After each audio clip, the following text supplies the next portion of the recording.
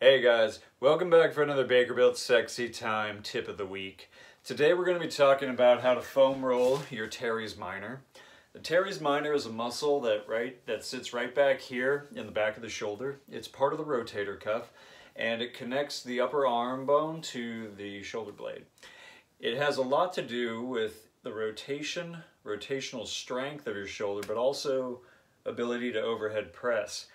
And what I'm going to show you guys to do is how to properly foam roll it. It tends to get a lot of abuse or a lot of strain because we sit like this. That puts that muscle under extension. It wants to pull itself back because it wants you to be in this position, but over time it just can't take it anymore, and so it tends to get really knotted up.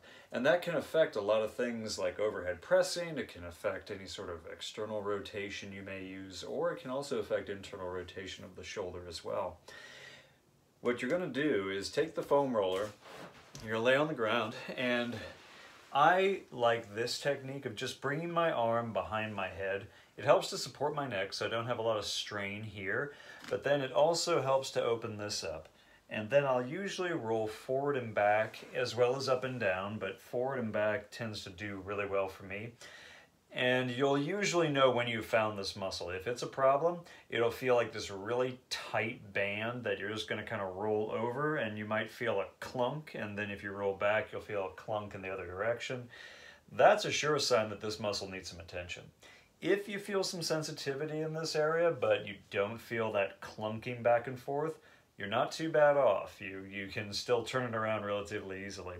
If it's pretty bad off, that's not a forever situation. It's just going to take a lot of diligence working on this, and it's going to be uncomfortable for a little while. This is a tough one to undo if it's gone really far down the road, but it's definitely doable. Remember my usual tip of 2 minutes on each side, and give it a shot and see what happens, guys. And let me know how this affects things like overhead pressing or just how your shoulders feel overall. And I will talk to you guys next time.